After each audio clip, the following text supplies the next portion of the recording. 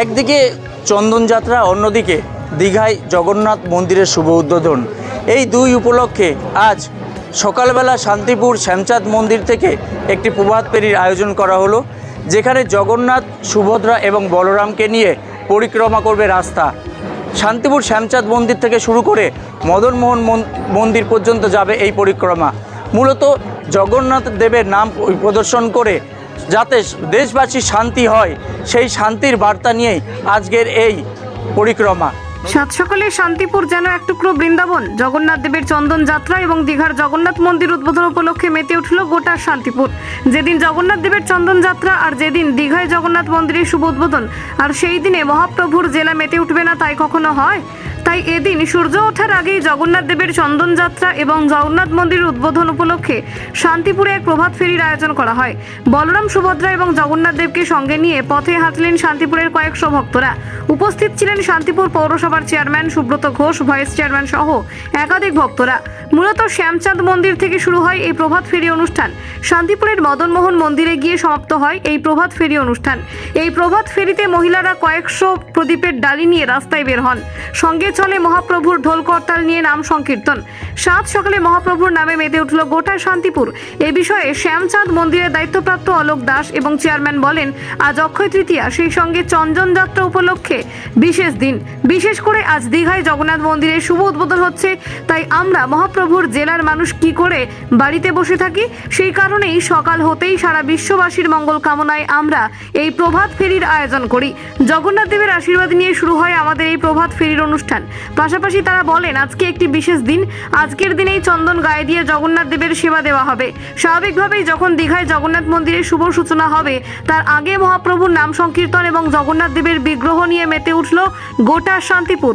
হরে কৃষ্ণ নামে মুখরিত হলো শান্তিপুরের রাজপথ। মাননীয় মুখ্যমন্ত্রী, আজকে আপনারা জানেন আমাদের পশ্চিমবঙ্গের মধ্যে সত্যি এটা আমাদের একটা স্বপ্ন ছিল। দীর্ঘদিনের জগন্নাথ মন্দির, আমাদের আগে জগন্নাথ মন্দির দর্শন করতে গেলে আমাদের উড়িষ্যা শহরে যেতে হতো। মাননীয় মুখ্যমন্ত্রী সত্যিই একটা অভূতপূর্ব তিনি চিন্তা ভাবনা করেছেন। আজকে সমস্ত ধর্মের মানুষকে নিয়ে যে তিনি ঐক্যবদ্ধ হয়ে একসঙ্গে আমাদের পশ্চিমবঙ্গের যে দিশা তিনি দেখাচ্ছেন। আজকে বিগত দিনে বহু মুখ্যমন্ত্রী ছিলেন, তারা কিন্তু এই ধরনের চিন্তা ভাবনা তাদের মাথায় আসেনি। আজকে সত্যি জগন্নাথ ভগবানের কাছে আমরা আশীর্বাদ চাইব, সকলের যেন তিনি মঙ্গল করেন, পশ্চিমবঙ্গের মানুষের মঙ্গল করেন, আমাদের সকলের মঙ্গল কামনায় আজকে আমরা নগরে বেরোবো। আজকে জগন্নাথ, বলরাম এবং সুভদ্রাকে নিয়ে আমরা একটা সুন্দর অনেক ভিড় নিয়ে আমরা পথ পরিক্রমা করব। শ্যামচাঁদ মন্দির থেকে আমাদের গিয়ে আমাদের মদন গোপাল মন্দিরে গিয়ে আমাদের এটি শেষ হবে। আবার দুপুর 2টোর পর আবার আজকে যে শুভক্ষণ, আজকে সমুদ্র সৈকতে যে দীঘার মন্দিরে জগন্নাথ দেবের যে শুভ সূচনা, সেটা আমরা দুপুর 2টোর সময় আমরা আমাদের পৌরসভার যে LED স্ক্রিন আছে, সমস্ত মানুষের কাছে আমি আহ্বান জানাবো, আসুন আমরা সকলে সেই সন্ধিক্ষণের আমরা সকলে সাক্ষী থাকি। শ্রী জগন্নাথ দেবের চন্দন যাত্রা উপলক্ষে শ্যামচাঁদের ভক্তবৃন্দ জগন্নাথ বিগ্রহ নিয়ে বেরোচ্ছেন। এছাড়া আমাদের রাজ্য সরকার যে দীঘায় জগন্নাথ মন্দির করেছেন, সেই উপলক্ষে আমরা সমস্ত ভক্তদের উদ্যোগে এবং শান্তিপুর পৌরসভার সহযোগিতায় আমরা একটা প্রদক্ষিণ করতে বেরোচ্ছি।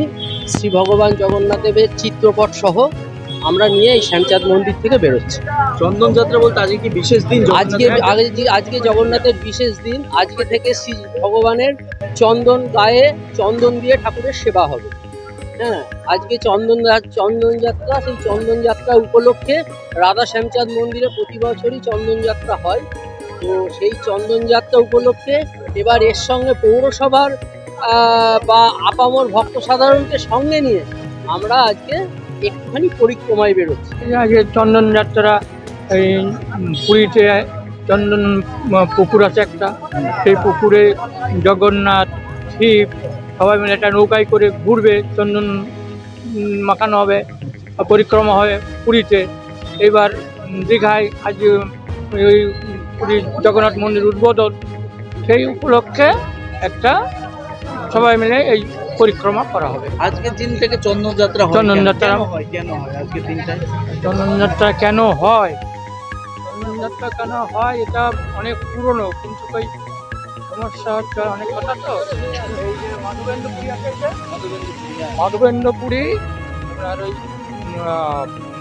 বৃন্দাবনে এই গোবর্ধন পর্বতে গোপাল প্রতিষ্ঠা করেছিল। নদিয়া থেকে সুরজিৎ দাস, জাজবাদ 24 বাংলা।